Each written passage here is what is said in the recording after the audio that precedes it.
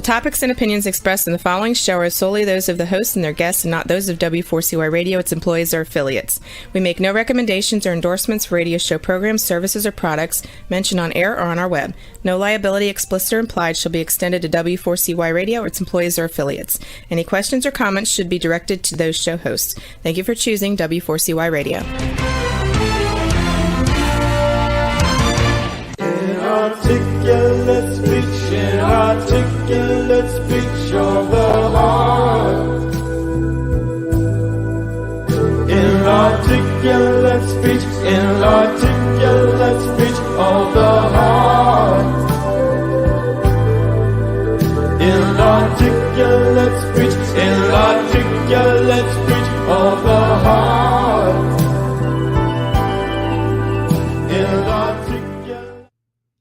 Hello and welcome to It's Your Voice, the show that hosts enriching conversations in diversity. My name is Bahia Yaksan. I am a core alignment coach, an emotional wisdom training specialist, and a diversity educator. If you're interested in seeing any programs or classes I teach on expanding authentic inclusion and communicating across differences, recognizing patterns of bias in our own behavior, and how we can create new pathways to create new patterns of behavior, looking at our words and our thoughts and our habits and choosing to shift them because it is possible. My website is called knowwhatyouwantcoaching.wordpress.com. You can also connect with me there if you're interested. It would be wonderful to hear from you. Today, I have another amazing guest, and I'm so excited that she's here today. We have a Yen Mayo Flores. She is a daughter, a sister, a wife, a mother. She's also a yoga instructor, and she is a member of the Burmese Buddhist Community in the local region. And Yen, thank you so much for being here to join us. Thank you. Thank you, Bahia, for having me. It's a beautiful thing what you're doing. Well, I love connecting with people and hearing different perspectives, and also connecting local to international. And I love that you're a part of a community that's, worldwide. When I asked you if you wanted me to specify location, you said, no, it's just worldwide. It's a community. It doesn't matter where we are geographically. And I know you're thinking beyond, even beyond Buddhist Burmese. You're very community oriented. And I've had the privilege of knowing you for a few years, and I know how much nonviolence means to you, and we can talk about that later. But first, let's just hear more of your story. I don't know if you want to start with sort of chronologically, when you came to this part of the U.S., how your family got, whatever you would like to share about how you established yourself here. Okay, sounds great. So thank you for the introduction. My name is Yen Mayo Flores. So a lot of times, I am okay either way, but if it is Burmese proper pronunciation, then it will be Mayo Flores. And I thought about, hyphenating it, thinking just like any other people, not to lose that root, because Mayo is a very common name in Burmese language. So the kids have it, and hoping, not that I'm, biased or attached or anything, but to kind of remind all of us that we came from somewhere, So how I came about immigrating to this country is when I was 15, back in the 90s, early 90s. And my dad won this lottery, they call it an immigration lottery. And it was given to many third world countries to freely apply. And if they randomly get picked, and then if you qualify, a lot of hoops and loops, then you are able to immigrate to the United States, to any extent that you want. So one person, the whole family. So in our case, we applied the whole family, but my mom didn't win, my dad won, but we're all independents, me and my two other siblings. I'm the oldest of three. I have the youngest sister who is about 10 years apart, and my younger brother is 3 years apart. So my dad came here first. A year later, we all immigrated. So I started in high school, ninth grade, and graduated from the Bay Area high school, and then came to UC Davis, finished my undergrad, and never left Davis. I just loved it here because it reminded me of the Burmese climate, like the tropical climate. It belongs to all East Asian countries. And so, but now it's a lot hotter. It's really hot here, everywhere. Yeah. So, after that, I met my husband. We've been married since 2000, so 22 years, and we have two almost grown kids, one in UC Santa Cruz and one college bound to Cal Poly Pomona. We're so excited for both of them doing their, young adult things, pursuing their higher educations. So I'm very proud of them. Thank you. And I really appreciate that you're correcting my pronunciation, because I think that is so important. And I apologize I didn't have it understood before I introduced you, but it's lovely to hear, the emphasis on how important it is to stay connected to our roots, and that, we're always so impacted by our environment, but also impacted by, whether you want to call it, DNA or cultural values or community and family culture. I love that your emphasis on that. Mm-hmm. And that's so interesting, that the lottery that enabled your family to come here. Yeah. And so you said that was in the 90s? Yeah, it was back in 1991. And before that, the government, I know I'm kind of segueing into something else. Back then, it was this, like a socialist regime, and we didn't have any outside connection. That was way before the internet and, world webs.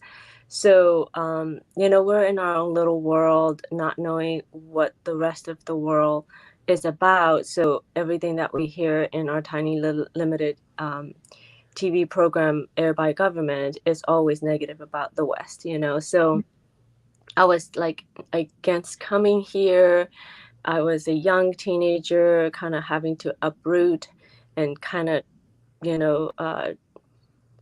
rebuild my identity, like before I even got a strong one where I was. So it was very scary, and like we didn't think that would ever happen. Like it wasn't our dream, or it wasn't our desire to kind of like uproot ourselves. And it wasn't great over there. I mean, like we didn't even know it was bad. That's how bad it was. So but I guess it was meant to be. We won, and then we came kind of half-heartedly, scared and reluctant. And but now I feel like the world is our home. Like I'm grateful for all my experiences thus far. And yeah. That's so interesting. May I ask, what do you think motivated your father to try for the lottery? Or I know he's the one who won. I don't know if your mother also applied for it, but was there something going on that you weren't aware of as one of the children, like, like economically or socially, or because of the socialism? Do you know his motivation? If anything, I remember them keep saying your education, like, Yeah. because we didn't know how badly we will have to restart, so it wasn't for wealth, or it wasn't for the opportunities. We knew we're going to have to rebuild everything, but they knew the education there is not going to lend us to any place, significant or even livable, so I think that was the educational opportunity that they were betting their move on. So, and my sister was little at the time, 4 years old. So it was, like scary because you don't want to like lose yourself, so to speak, like especially when one of your kids is very young. But it's a package deal, so we either move all of us, or they decided that it was going to be all of us. Yeah, I'm glad you didn't have to separate. I That's know, that would have been like a whole different life story. that would have been. Yeah. Wow, that's interesting. Yeah, the education, I really appreciate that because that's why my father came to this country, and his father was one of the few men in their mountain village in Lebanon who wanted to make sure his daughters were educated. Hmm.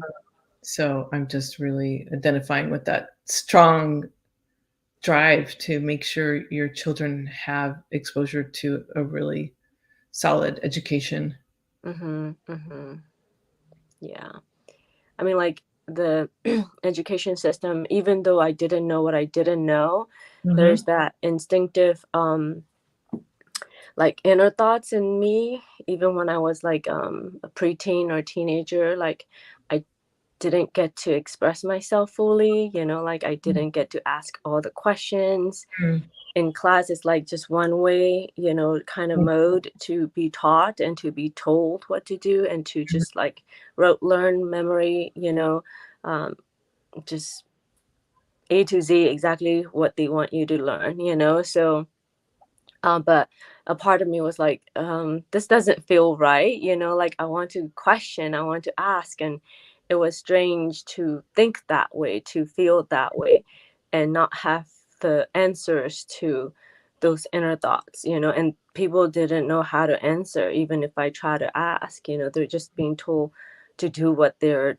told to do. So Mm-hmm. um it was a shocker when I came to, I mean, like on top of the culture shock when I immigrated here, like how education systems are so different. There are things that I valued, what I brought with me, and there are things that I was like just blown away by, how children are taught here. So I really appreciated the best of both worlds.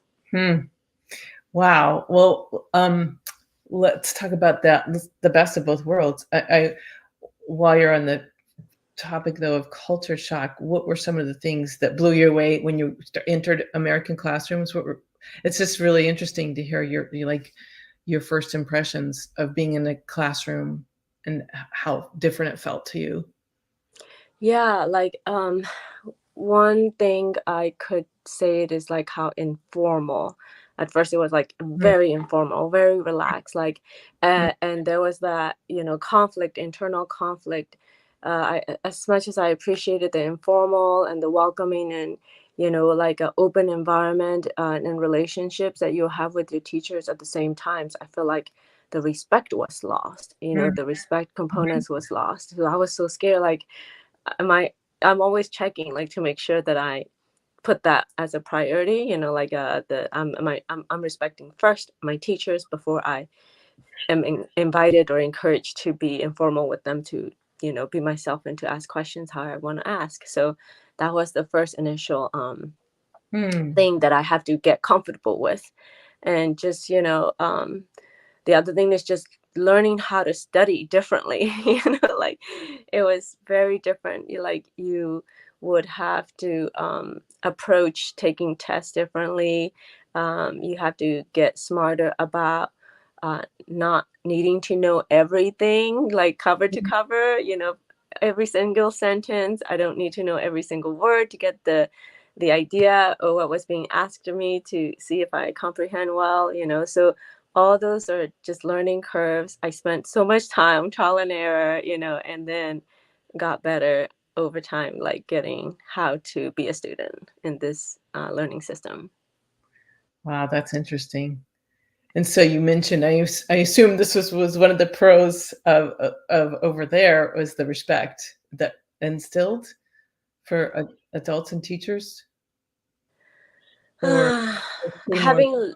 Having lived here long enough, And now I'm like, kind of rethinking, like, yeah, you do want to respect your teachers. Like, I think every teacher, any teacher, doesn't matter where you pull them out of the world, they teach because it's their passion and it's their heart, to do what they're doing. So, and just that alone deserves a lot of respect. It's not an easy task. And to share knowledge and to um, make sure that the students are bettering themselves every day. It's a big, um, kind of like a benevolent act, besides the salaries and the perks of the teacher. So those are all like worthy of respect in my perspective. So, but at the same time, like in the old school system, I'm not sure if they're the same way now, because I haven't been back in the school environment. I'm pretty sure they have like international schools and whatnot, different learning modes, but they just demand respect. Like I think sometimes to the point that you have to fear them. Like now it's like going beyond respect into the you know uh and that's not healthy. Like Yeah. you don't want to fear your teacher to the point that you don't you lose your analytical skills, or you lose your critical thinking skills. So so I think to some degree respect is important. Respect in any relationships, not just superior to students. Just respect between humans and nature, that's very important. Wow, well put. I thank you for expounding on that, because it's so true. It can tip over into like power over kind of fear based relationships. So I really appreciate that. And yeah, it's again striking me some of the commonalities between my things my father shared Mm-hmm. about who became a professor Mm-hmm. um, at university level. And And I don't want to say like all teachers are like that, like I mean, it's just the big picture, the model, like the culture of um the school systems. I've had like teachers who are goofy and like creative and really chill and relaxed. I've had a different I was teacher pets everywhere, because I'm so serious about school and very serious about my um learning, that my dedication is like a, I guess, appreciated from the teachers. So I have had the luck of having a variety of teachers since I was little, and I am so grateful for that. So not all teachers are like scary and demanding, or like yeah. mhm. So speaking of teaching, you became a yoga instructor. Yes, And I what try led you to that? What led you to that, and what's that like? I try to stay away from the classroom kind of teacher. Because, but I guess I can't escape my genetics to some degree. My grandpa, that I was only lucky enough to meet for my first 4 years, but so I didn't have a whole lot of vivid memories, but he was a math teacher. He was loved by any and everybody that knew him. Very Mhm, passionate, very dedicated. He would just like spend hours just making sure you get the concepts and things like that. So it ran in the family, I guess, and it got passed down. But since I have had I want to say almost traumatic young adult experience as a student, that I was always afraid of becoming a teacher. I didn't want to be a teacher. It's a big shoe to fill. I have like kind of like love and fearful relationship to the role of a teacher, especially when I was leaving the country and immigrating into this country. So I was like so sure I don't want to teach anything, but I somehow found myself teaching here and there for different things, so yoga being one of them. And even when I took the training, I didn't intend to become a teacher. It just kind of happened.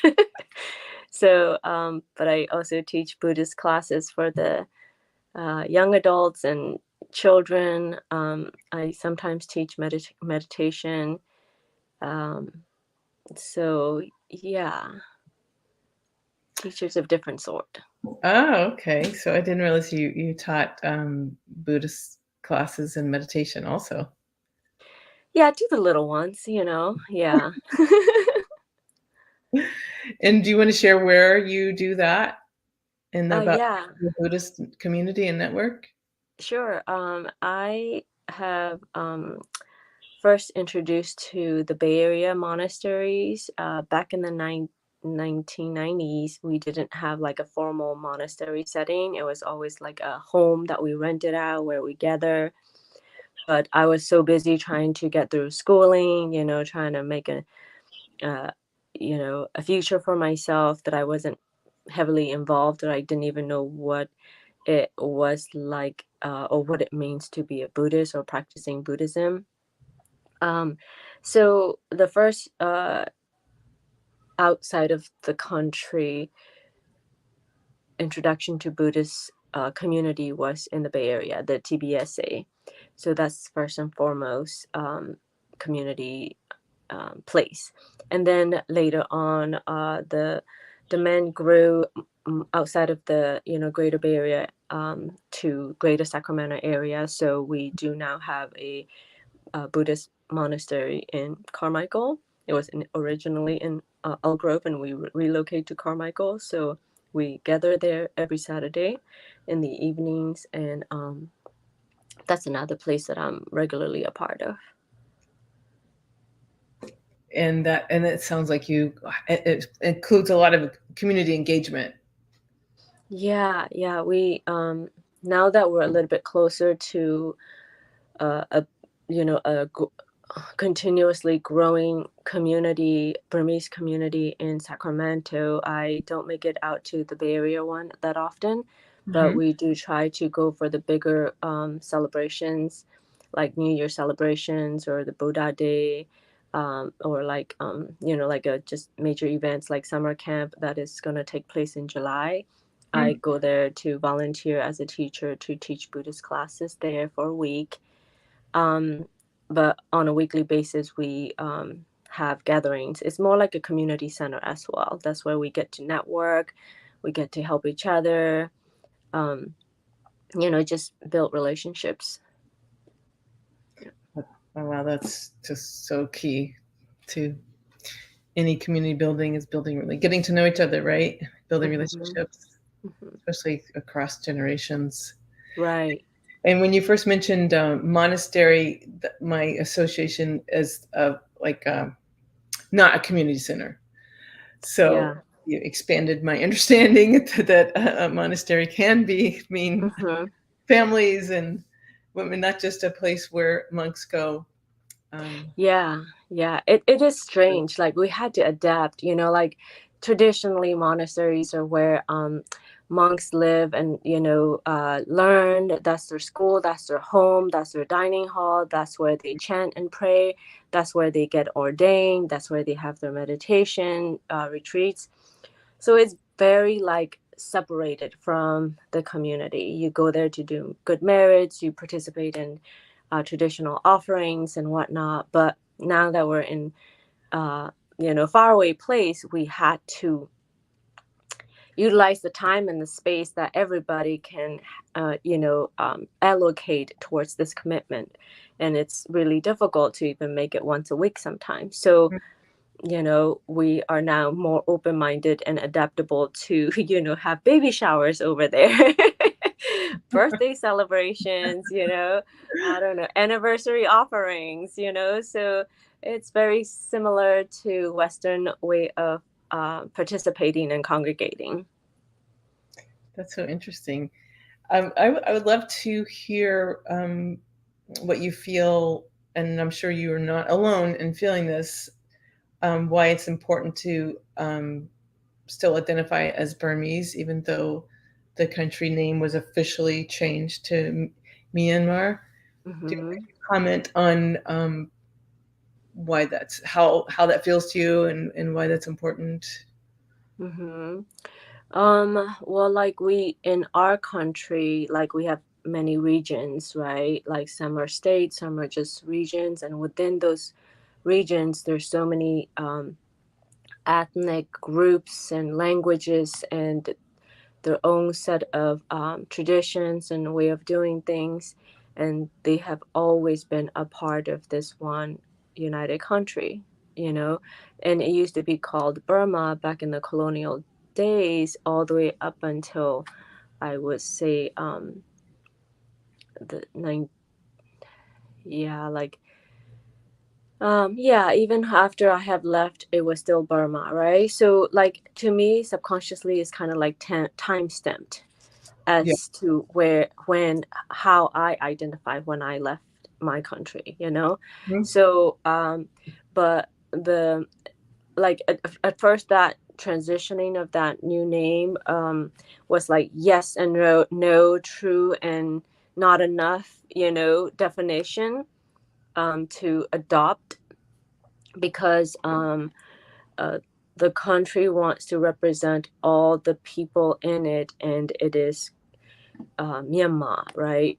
But because the history behind how we had to stay together despite all the, you know, colonizations and different governments transitioning, so we had the independence, but not really, you Mhm. know, that kind of thing. Through all of that, we stuck together under that name, under that term.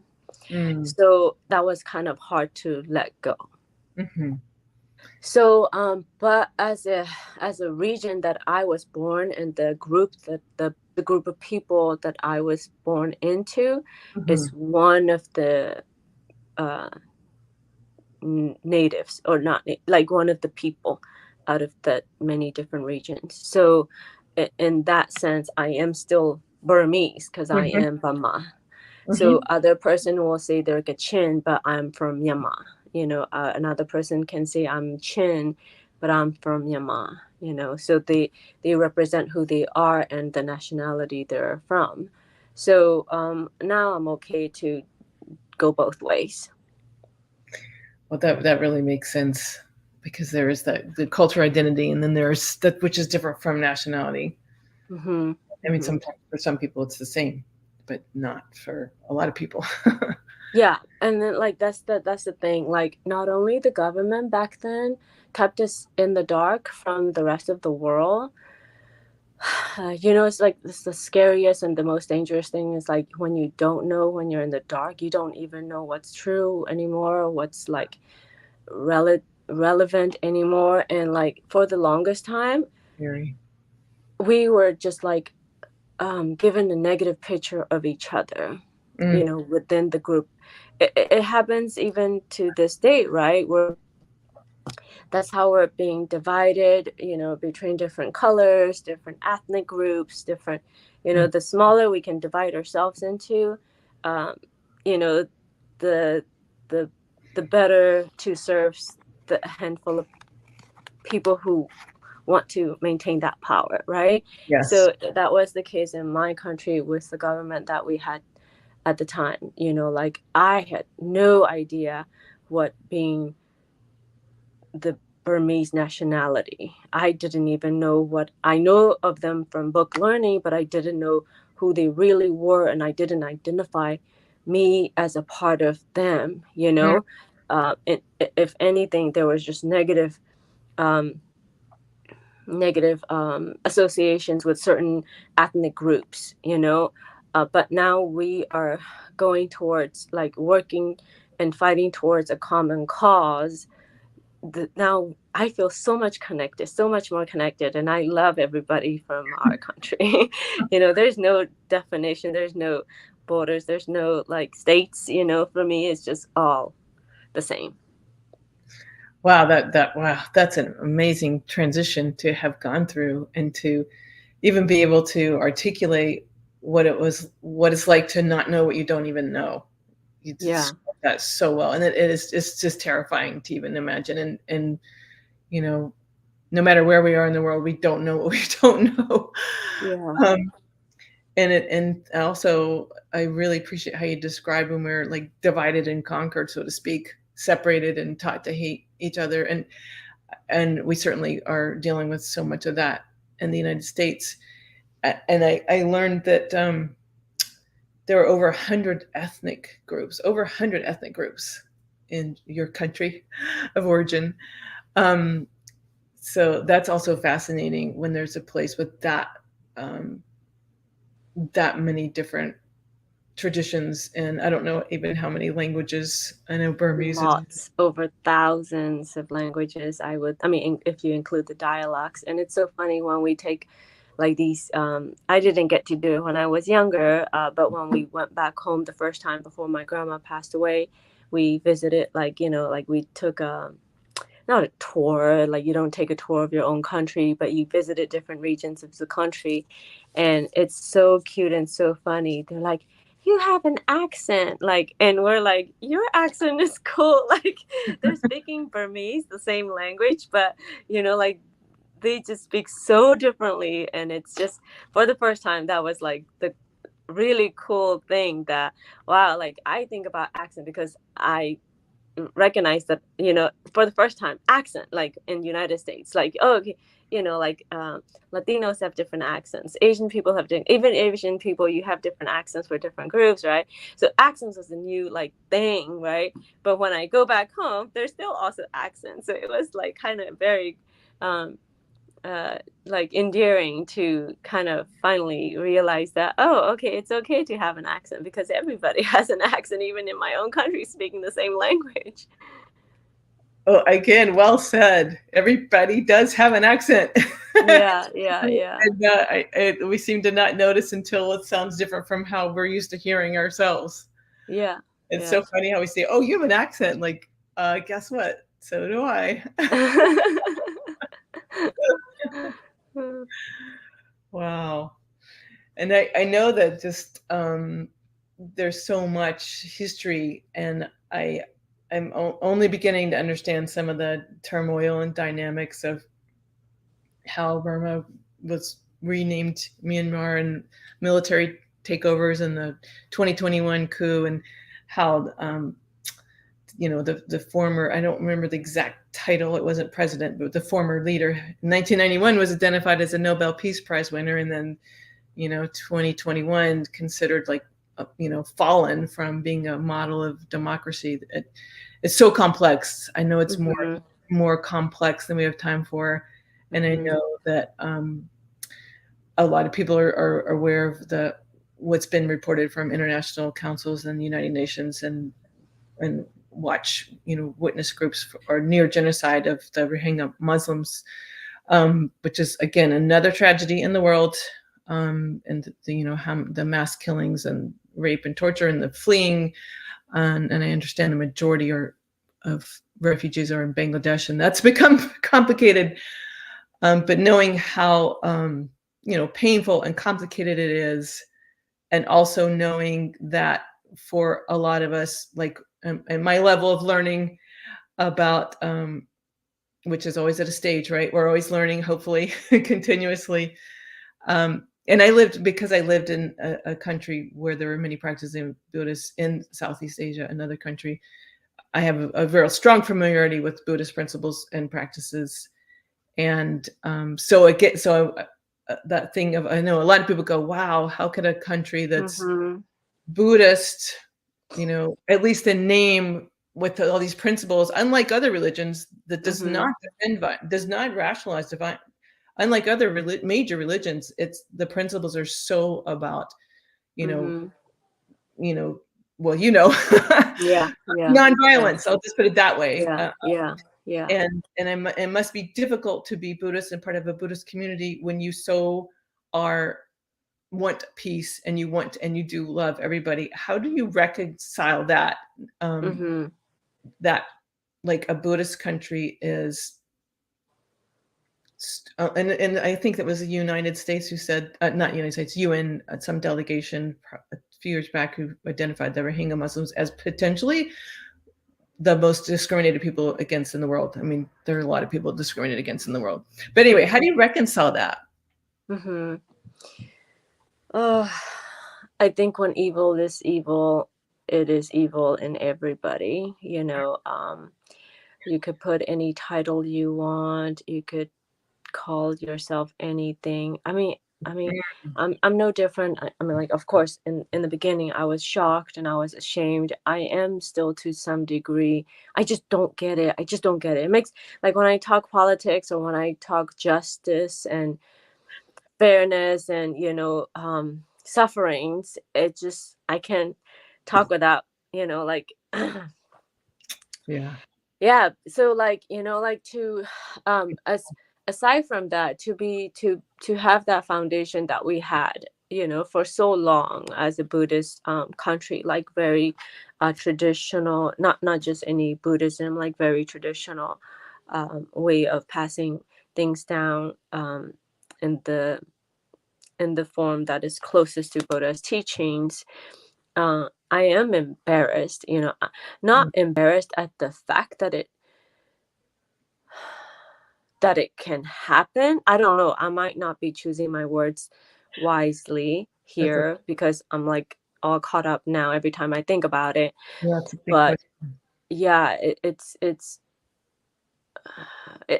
I'm embarrassed at the fact that it can take place, to this extent, and to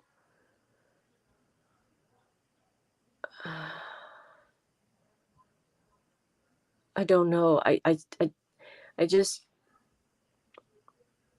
like I don't consider that action Buddhist action. You know, Mm-hmm. because if you're really truly practicing Buddhism, then you wouldn't be doing that. Then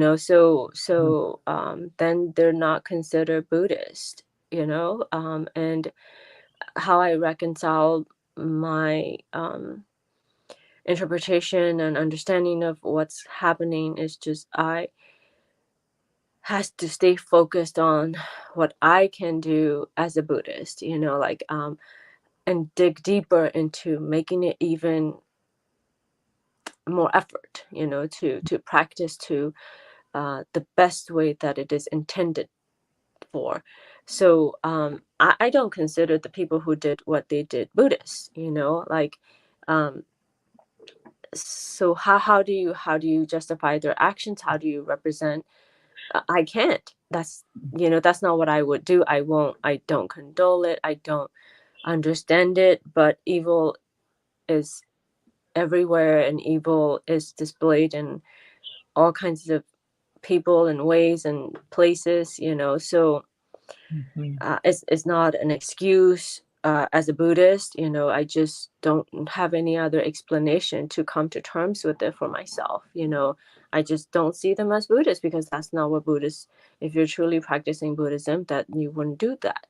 So unfortunately, it took place in a country where we're known for practicing Buddhists. And then there are a lot of Buddhist people, like simple kindness of their hearts,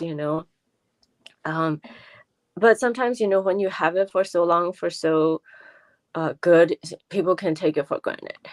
People can take it for granted, and then they lose touch of the true, real meaning until they don't have it anymore. And I hope that it doesn't come to that. Buddhism is not going to be permanent, just like anything else. Buddhism will evolve. Buddhism will migrate, change, will be in the hearts of anybody who would have that moral compass, guided by Buddha's teachings, which is really simple, just nonviolence, compassion, loving one another.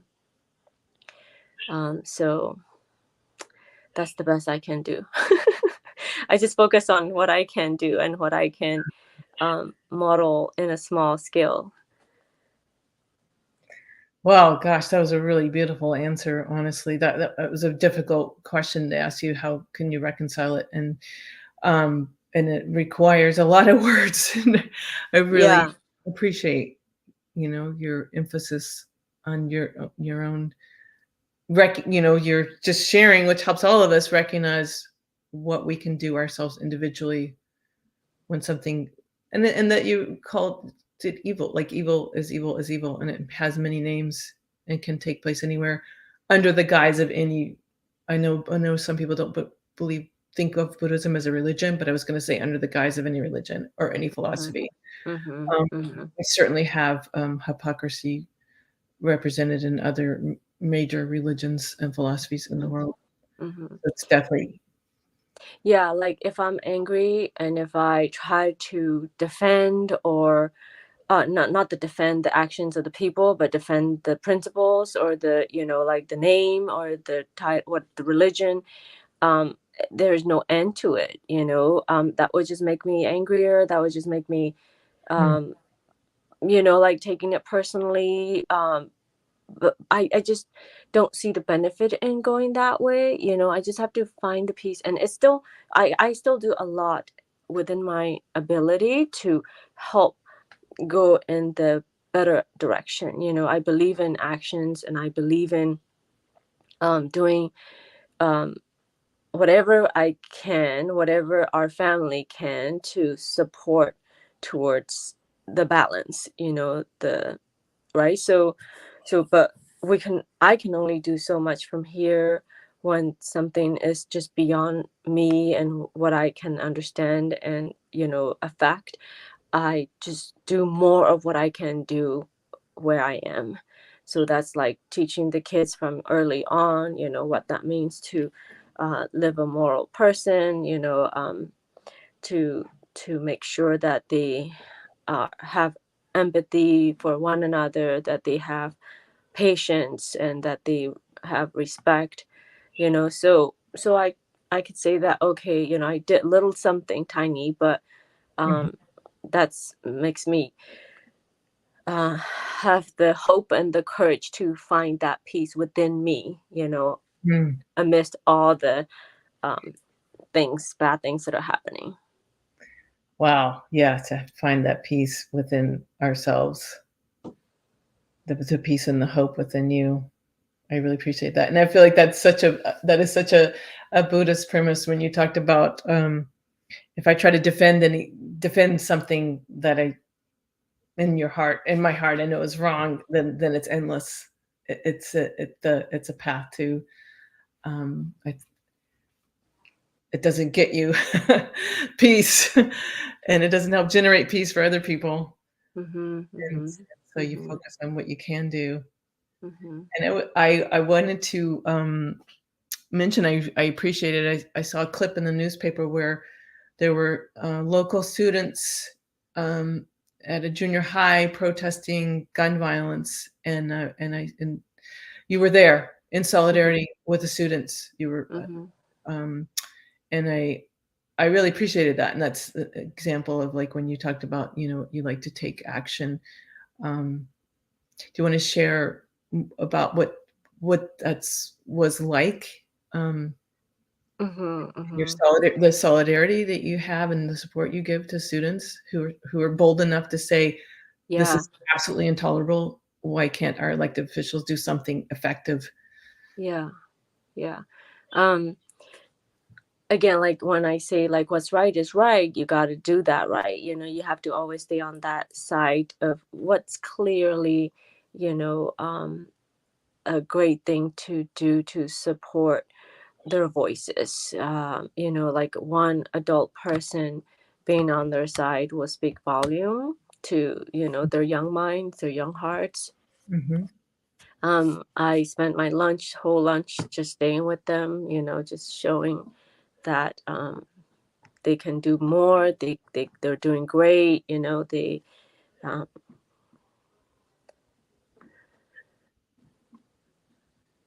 it's hard, huh? yeah. Yeah, it was very appreciated, and I know that was every free minute you had. Yeah, I mean, if they can do all of that, and like I mean, it's really easy. It's really easy to just show that, or doing together. We're doing it together. Yeah. Yeah, I mean, like, I wish there would be more, like, even outside of school environment, or, work or school during the school days, that we can do more organized, because I don't want the next event to take place, period. I don't, it's we're already way behind, so I don't know what else I can do, like, I'm pretty sure there are out there, like, really, politicians. I'm not a political person. I, again, like, teaching, I kind of actively avoid to become a part of that, but I try not to be ignorant. I try to stay informed as much as I can, but this is the one that I just clearly know, like, we can do better. We have to do more. Mm. And I love the way you said, it's really easy to show that we can do this together. Like, that is a great, I want that to be a bumper sticker because sometimes we forget, like you're saying, it's actually really easy to show that we can do things together. Like, don't make it hard to support, to stand in solidarity with people who back up your values or whose values you can back up. We've been divided and conquered too long. It's such a habit to still be afraid to, like, take a risk, even if we've learned to trust the others. Not that you ever didn't trust students, but thinking of the bigger picture. But just think of it as, like, it's actually easy to stand in solidarity and to show that we can do this together. I really appreciate that. I see we have just a couple minutes left. Do you want to make sort of like your final statement before we wrap up? So, I'm not sure what would be. Well, I mean, like, our community is not just for Burmese people or Buddhist people. I just wanted to make it open and invitation, formally to, if you're, whether in Sacramento area or Bay Area, there's more than one monasteries, and not just Burmese traditions, like any Buddhist traditions is very inviting and open. So we hope and plan on, making it beyond our tiny little community. So I'm always here to share whatever little knowledge I might have. If you're interested, I'm all yours. I'm excited. That's my passion, to share with you what I know about Buddhism. And it's a daily effort. I'm just a human. I make tons of mistakes, and I'm filled with still faults, but it just gives me hope. And all you have to do is just keep working at it. That's the beautiful thing. Just keep working at it and make sure you're just keep learning, keep exploring, keep asking questions. So that's what I hope to do and hope to share with other people who comes. Wow. Yeah. Well, oh my gosh, let me just say, for people listening on the radio, tbsa.org. The community she's just inviting you all to is tbsa.org. And thank you for that inspiration and the hopefulness and the focus. And the gems you shared, I think, are incredibly helpful. And I really appreciate your voice. Thank you for sharing it with us. Thank you so much, Bahia. I really appreciate what you're doing and making it very diverse voices, just real people. That's amazing. Yin Mio Flores, thank you so much. And I'd like to thank my engineer, Roxy, and our producer, Dean, and all the people who are listening or watching. Be sure to tune in next Wednesday at 8 p.m. Eastern Time at w4cy.com or Talk4 TV. And may we all have enriching conversations in diversity this week. Thank you. Thank you, Roxy. Inarticulate speech, inarticulate speech of the heart. Inarticulate speech, inarticulate